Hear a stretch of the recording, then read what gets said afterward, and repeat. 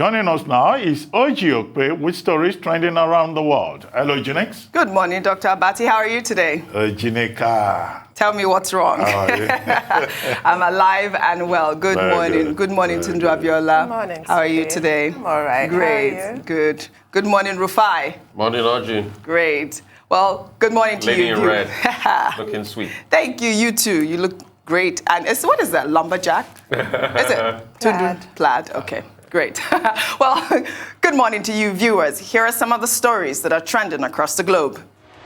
In Japan, the country's former foreign minister, Fumio Kishida, has won the governing party leadership election and is set to become the next prime minister, replacing the outgoing prime minister, Yoshihide Suga, who's stepping down after serving only 1 year since taking office last September.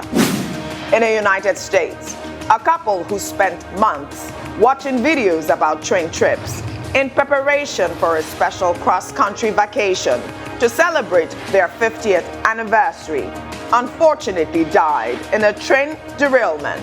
Don and Margie Varnado were among 3 people who died when an Amtrak train they were on derailed in rural Montana on Saturday.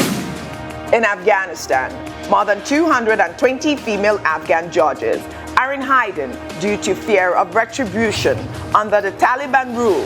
They were trailblazers of women's rights and staunch defenders of the law, seeking justice for their country's most marginalized. Other sports. 7-time Olympic gymnastics champion Simone Biles admitted on Tuesday that she should have quit gymnastics way before the Tokyo Olympics, revealing that the trauma of Larry Nassar's sexual abuse became too much to handle ahead of the Olympic Games. Finally, under entertainment, Britain's royals joined actor Daniel Craig and the cast of No Time to Die on the red carpet of the world premiere of the 007 film on Tuesday in a glittering event that marked the movie's release after multiple delays caused by the pandemic. The film, which is the 25th in the long-running series and Craig's last outing as 007, was initially due to be released in April 2020.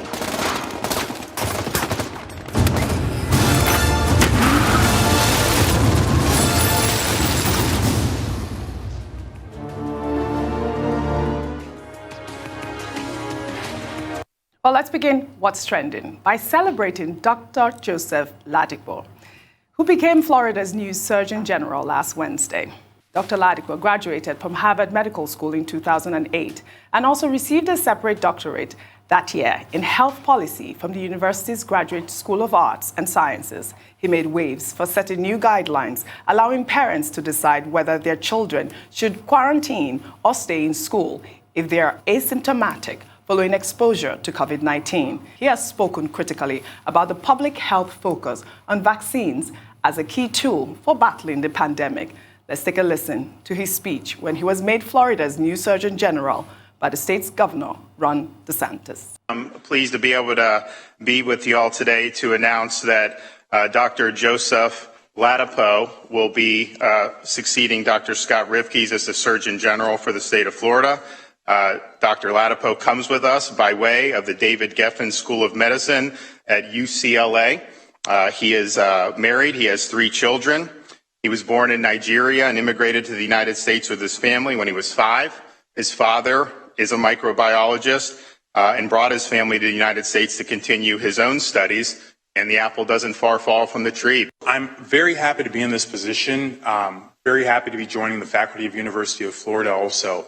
And there, I talked to the governor, and there are a few things that we're going to keep in mind as we approach public health here in the state of Florida. So the first is that Florida will completely reject fear as a way of making policies in public health. The second thing that I plan to be sure is very clear in our policy making is that we're going to make it very explicit. We're going to be very explicit about the differences between the science and our opinions. So we all have opinions, we all have a perspective, and we are absolutely entitled to those perspectives. What's been happening over the past year is that people have been taking the science and they've been misrepresenting it. Dr. Bati, it's always nice to see Nigerians in positions like this. I mean, I love the fact that he's been made the new Surgeon General in Florida, but he's been very controversial with some of his policies regarding the vaccines. But, you know, we all just have to say congratulations to him. Yes, congratulations are in order, and it's not just Surgeon General, he's also Secretary for Public Health in the state of Florida. And then, I mean, it comes with great qualifications, as you can see from Governor Ron DeSantis' profile that he read out. However, Dr. Ladapo's appointment has been very controversial. And I guess that Governor Ron DeSantis has chosen him because ideologically, in terms of their attitude to public health and particularly the pandemic, they seem to share the same views. Yeah.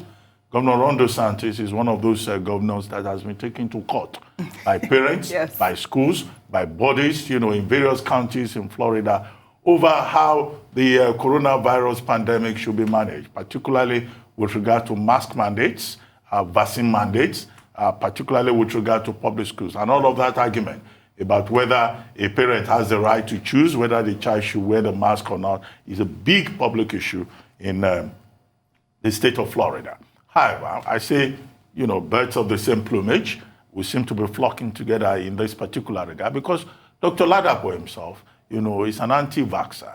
He doesn't believe that masks are useful. He thinks that lockdowns are of no use. And he thinks that, imposing any kind of mandate or vaccination on people is senseless because he has his own ideas. Yes. Apart from being a doctor, he writes in the Wall Street Journal, and he has put these ideas out there. And he's also one of those doctors in the United States who signed up to what is known as the Great Barrington Declaration. But, in our own context here, because of what we know, we may not share the views of the anti-vaxxers because we seem to have an editorial position that vaccination is important and that no one is safe until everyone is safe. Now, as for Governor DeSantis, all of this that he's doing, it's a lot.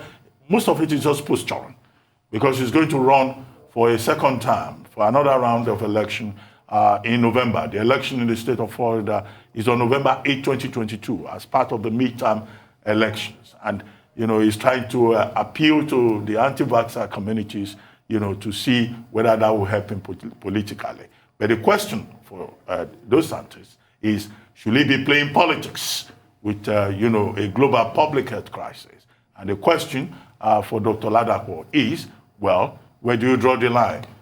He's talking about policy, but where do you draw the line between policy, science, and the public good? But as a Nigerian who has emerged in a prominent position in a state of the United States, I think we'd like to congratulate him. It's clear evidence that Nigerians are good everywhere, but we'd like to see these diamonds flourishing, flowering, also at home. We shouldn't be celebrating only when they are identified in Canada or the United States. There are so many talented people here who also like to make a contribution within the environment. Very well said, Dr. Batitundu. Your take on the story? Is that the royal we? We should congratulate him. Say I.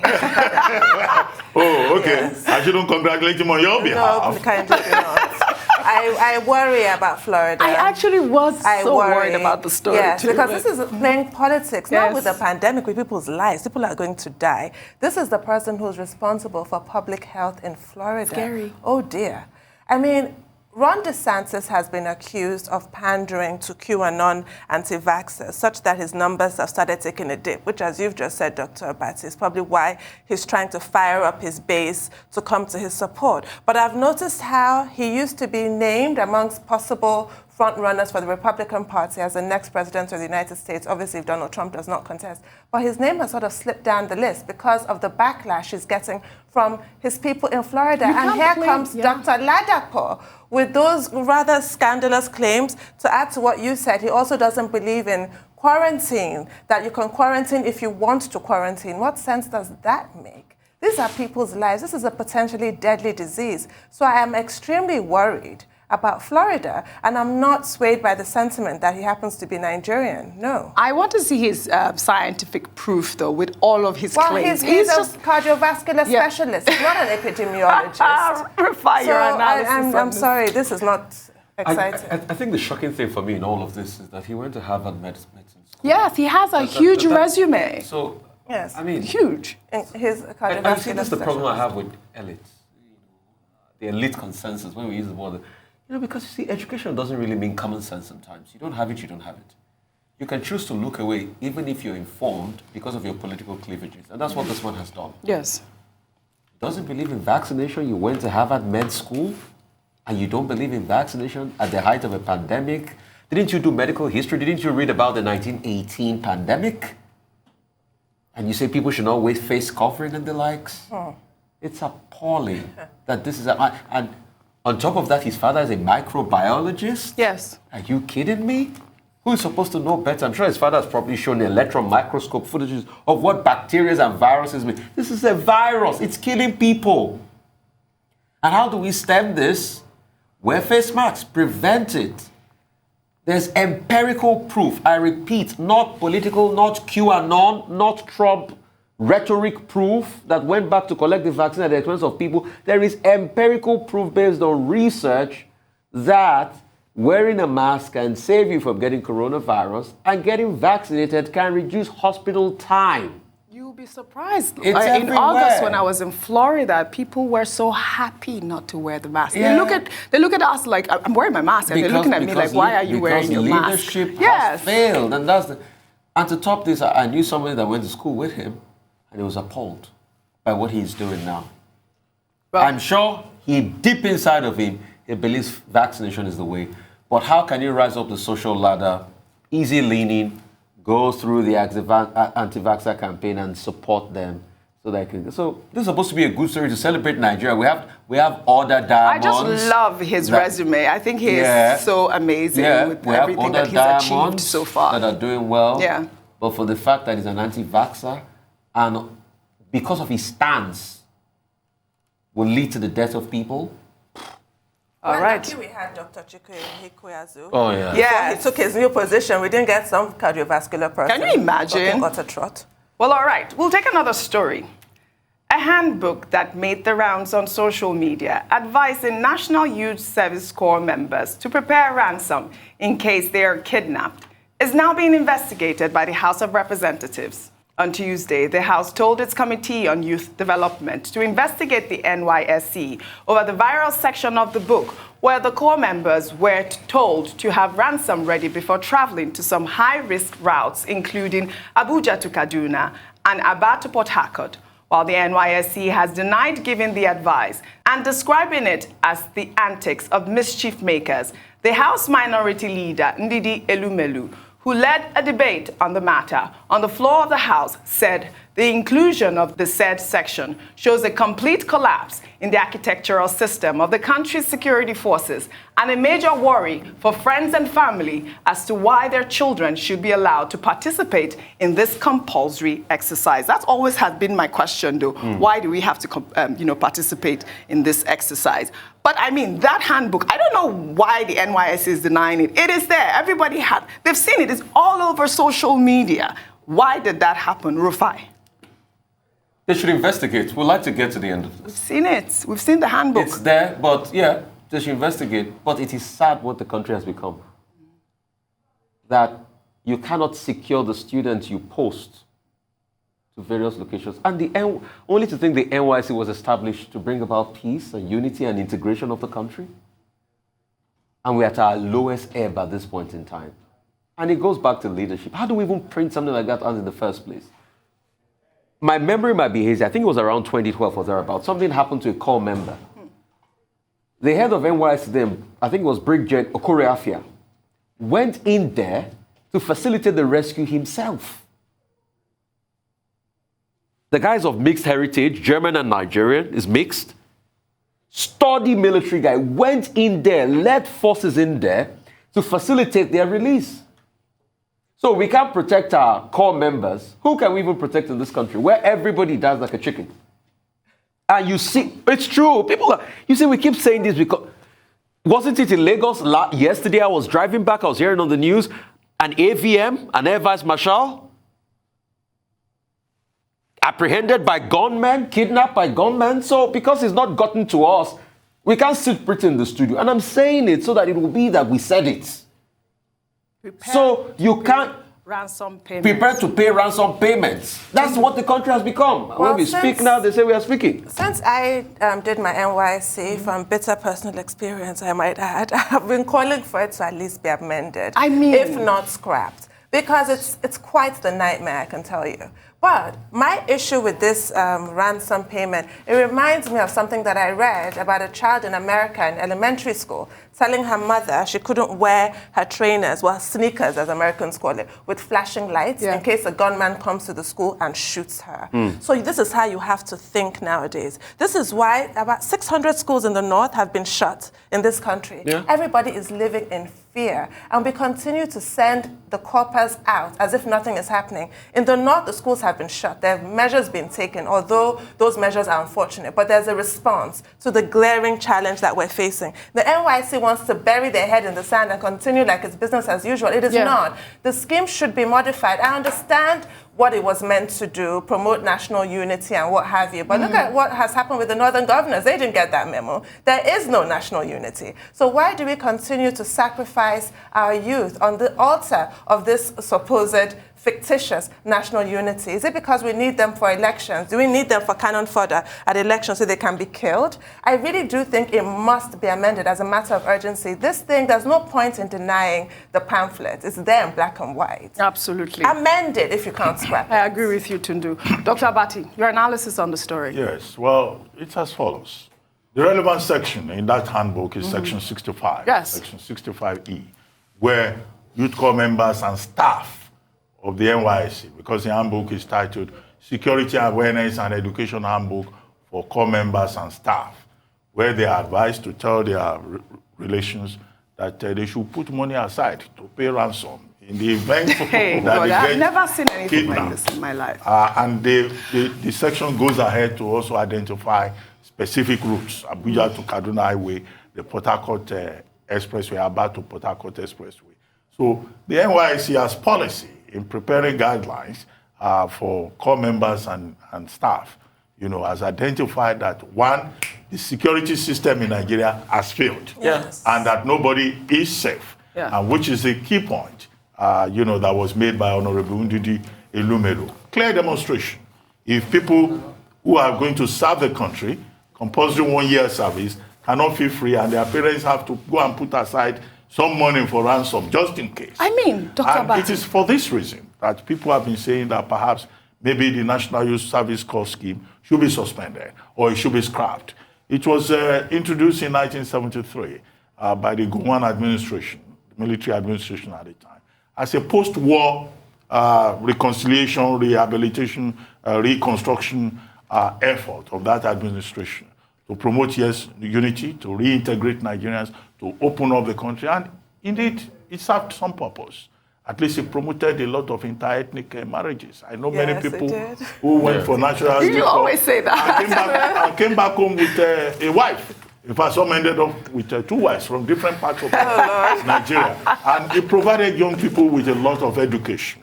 But because of the NYSC has now become a victim of the crisis of statehood in Nigeria. Well, some people have said maybe you modify it in a particular way, or maybe you make it, you find another way around it. Some people say scrap it.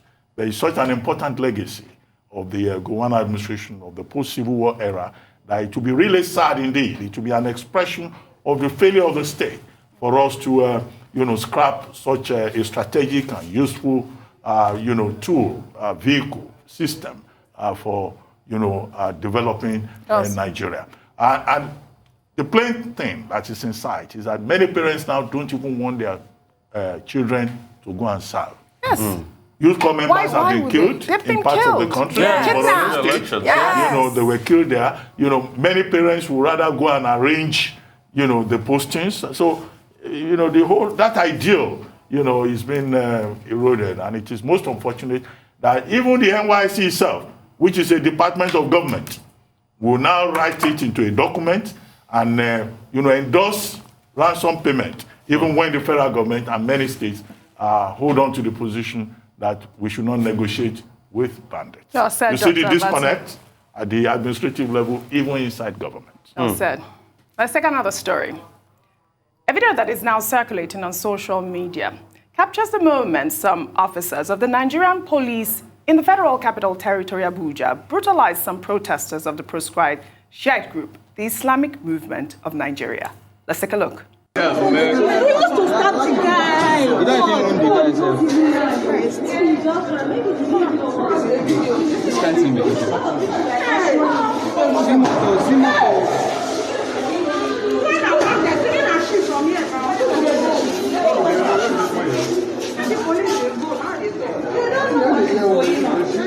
It is stubborn for leg. It is stubborn. That guy has been wanting to stab him since. Jesus, they cannot do it from here. Yes. Only evidence look at how they are beating this person. Look at how they are stabbing that boy with knives. Look at how they are humiliating that old man. Look at that old man. See this man on the ground, though. This one would die, yo. What happened? Again, police brutality. What is happening in this country, Tundu? Did you see that? I mean, we had to blur it out. These police officers were stabbing people, Nigerians, killing Nigerians. What is going on? Fortunately, I saw it, and unfortunately, somebody experienced that.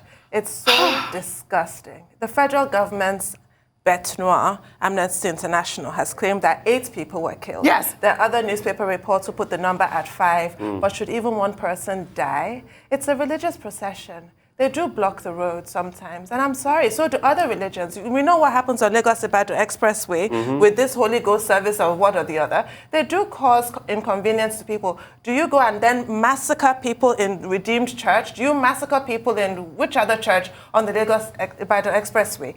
It's so unfair, and these are the same people that have been proscribed. They are Shiite Muslims. It's so sad that that schism between the Sunnis and the Shias has found itself in Nigeria and has been expressed in this kind of way. This same procession, I think processions are a big part of that faith, because there was a Shiite procession in Pakistan, and they were bombed, they were attacked, like 3 people were killed, but not by the state. And the state completely condemned it. And that is Pakistan. Are we trying to be more Catholic than the Pope here in Nigeria, where our security agencies are murdering Nigerians for just observing their religious rights? The only crime you can say that they have committed is blocking the road, which is an inconvenience to commuters, but it's the sentence for that summary execution. I mean, do you know, a police spokesperson apparently had said that, they were protesting with charms and things like that. Dr. Bati, So is that a response?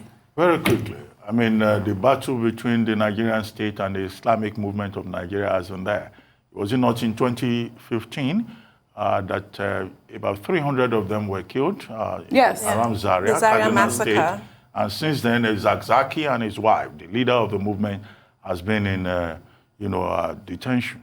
And of course, it happens all the time. And the argument that is usually put up is that, the Shiites, when they are doing their procession, they do not get police permission. Do you need police permission to stage a procession? No. The Constitution of Nigeria guarantees the freedom of movement. And Shiites have this procession. It's the largest religious gathering in the world, in Muslim countries. And it comes 40 days after the Ashura in honor, in commemoration of the death in AD 682 of Hussein ibn Ali, the 3rd Imam. And this battle has been there for a very long time. So within the perspective of the law, nobody should be killed because they are having a procession. The police is denying that nobody was killed. I think that should be investigated.